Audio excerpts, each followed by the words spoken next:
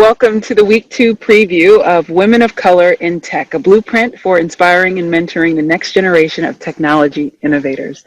That is a title. I always have to look and make sure I read it perfectly. For Chapter 1, author Susanne Tedrick and founder of GLIST, Girls Leading in Science and Technology, we explored the current state of women of color in tech.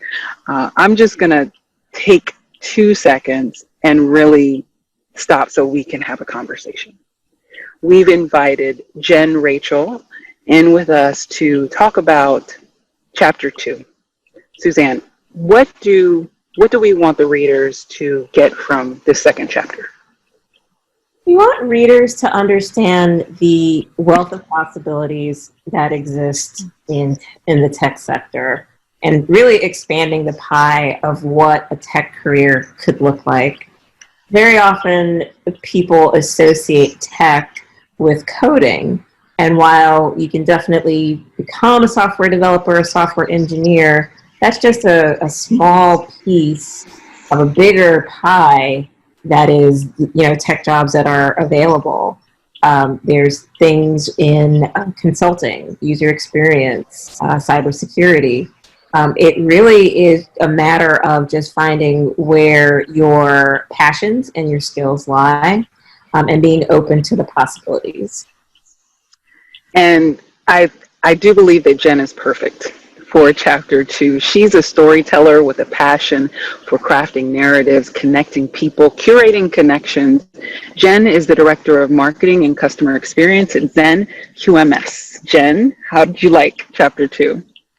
Well, first, it's a pleasure to be here with all of you, and I thought it was fantastic. And I think for me, what was so exciting was kind of all of the possibilities that you have laid out, Susanne, and just being able to think about the skills that you need. And also, I mean, for me, what was most important, and it was something that I kind of learned later, was that you really have to figure out what you value, and that you can kind of direct where you want to go based on your values and based on your interest, and that you may do a couple of these different jobs, but really kind of taking ownership over that path, and really being self-reflective and thinking about how that translates, and kind of the ways that you laid out the skills I thought were really exciting, because then you're able to kind of connect those and see how you might fit in one of those roles.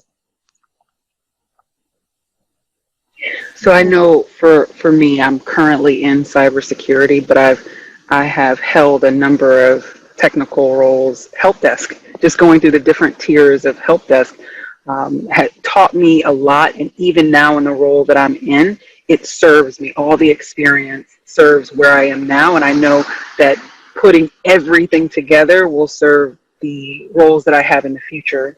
So Melina, for you, as you start to look forward towards the first entry level positions for your career, even for the GLIST girls, where's the value in Chapter 2 that they should look for? So as I was reading Chapter 2, and as I had mentioned pre-recording, I learned a lot of new vocabulary from the various different tech careers that I hadn't really known much about. And it's not, like now I consider myself an expert in any one of these, but at least I have a basic idea of the different components that are out there. Which, as you mentioned, Ms. Tedrick, was kind of the main idea behind having this chapter. So I think it definitely succeeded in that. I did learn a lot about the various different careers, because the only one that I had really known within my bubble was one that was more oriented towards programming and software engineering and things like that. I had really appreciated the structure of the chapter. As Jen said, I kind of liked how it had the different components, the skills you need, where you can find more resources to kind of kickstart and learn more about each career. I thought those were super duper helpful, and I guess well-rounded in that sense. What I also liked was that each career option also address like the kind of lifestyle you would have with each career. I think that's something we usually don't hear about like at the beginning.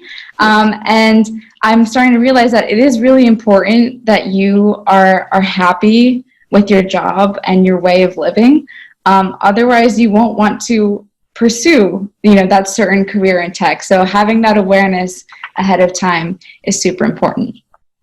I would say, because you asked kind of more personalized or geared towards, our readers who are 7th and 8th grade campers or, 8th grade instructors / undergraduate instructors from our camp. I think kind of my takeaway from this, because I know that the structure and wording was very, very career oriented. And I think I can empathize, maybe a 7th and 8th grader thinking, do I need to, think about this so seriously from now? And I would say, no, it doesn't have to stress you out to start thinking about like your strengths and weaknesses yet. This is, again, coming just from like 18-year-old advice.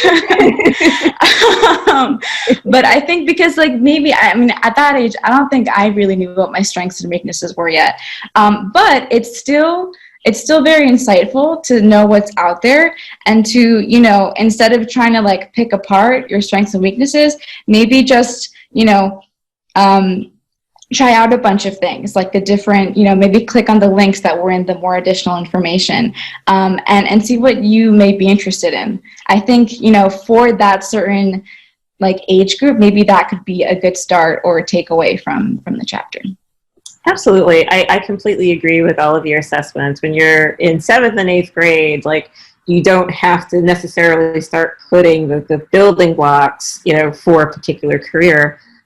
And careers are not linear. So you may decide to go into software development and say, I really think that technical sales is something that I would like.